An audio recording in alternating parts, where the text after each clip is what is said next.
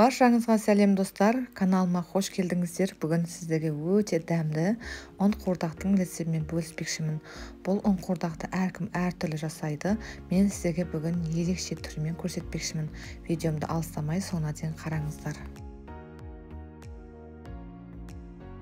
Ең бірінші біздер пиязымызды ұсақтап турап, онан соң барып етімізді тураймыз. Және де қызып тұрған майымызда бірінші пиязымыздан бастап қуырамыз.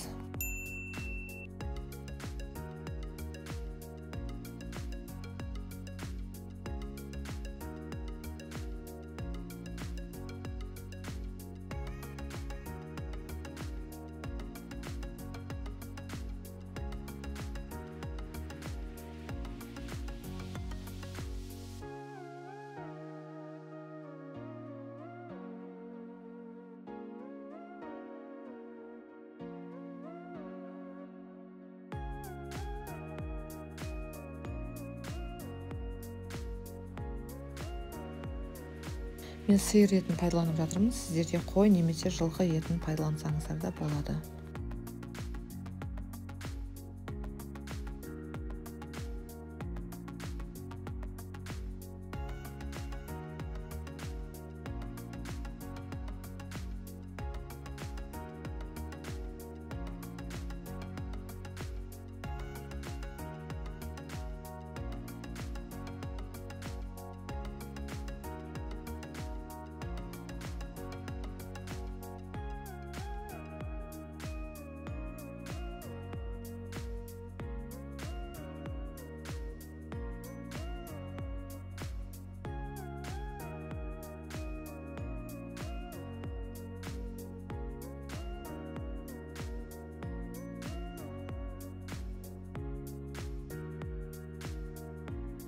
Қазанымызға керекті мөлшермен май құйып алдық. Енді пиязымыздан бастап қуырамыз.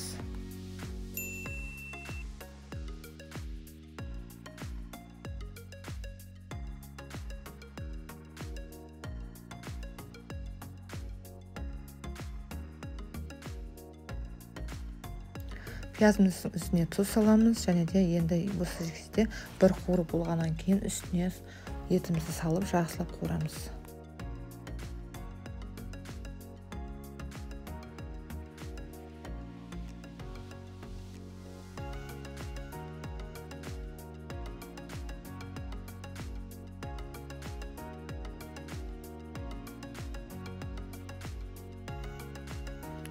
Мен үстіне томат салдым, және де әртүрлі дәмдеуіштер салсаңыздар болады. Мен аздап қара бұрыш салып жақсылап енді қуырамыз.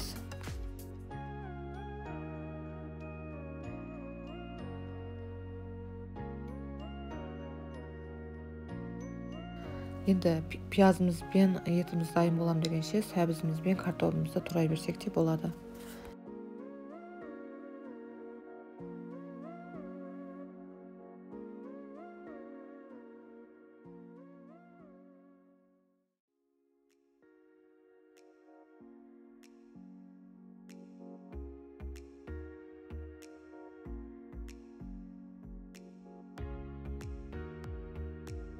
Сәбізімізді осындай ұзынша етіп тураймыз.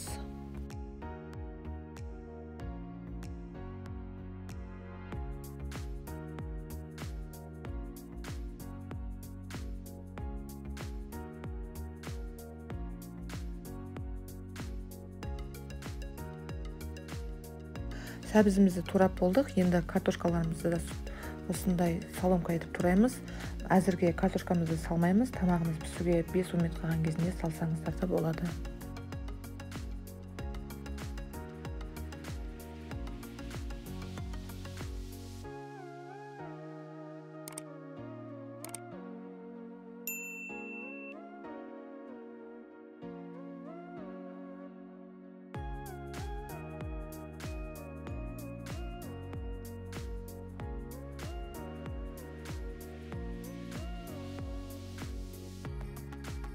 Етіміз бен пиязымыз қуырылып болды. Енді үстіне сәбізімізді сала берсек те болады.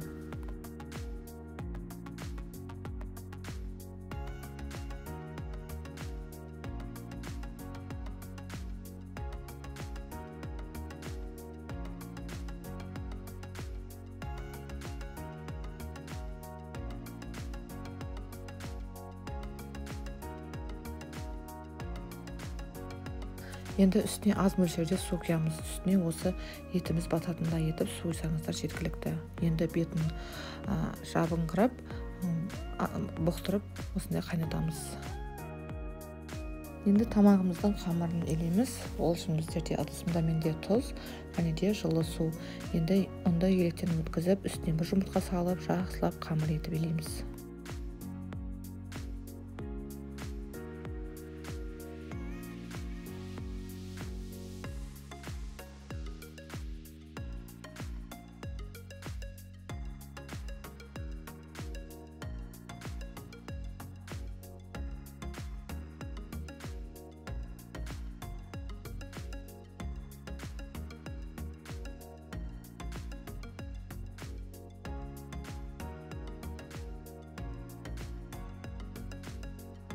Қамырымыз дайын, енді 5 минутқа қойып қоямыз демалдырып.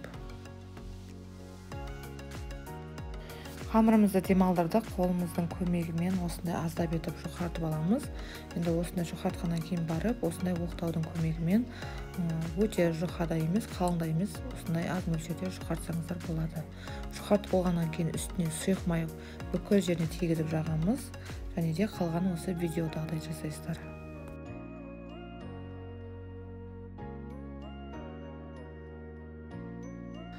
Тамақты көбінесе моңғол халықтары көп жасайды, және де бұны суйбан, ұңғырдақ, нанғырдақ деп те атайды. Сіздер қалай атайсыздар, жиі жасайсыздар ма? Сіздерге осы тамақты пісіріп көруге кеңес беремін, және де өте керемет болып шығады. Енді май жағылған әр қамырымызды осындай етіп рулетке ұқсатып орайсыздар, және де мантаваркамызға саламыз. Мантаваркамыздың ішіне май жағуды ұмытпаңыздар.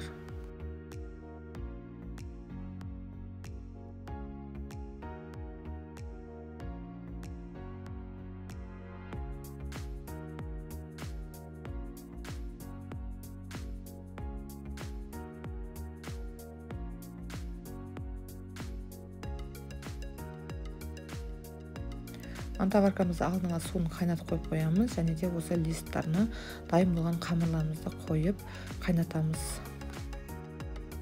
Енді 30-35 минут пісіріп аламыз.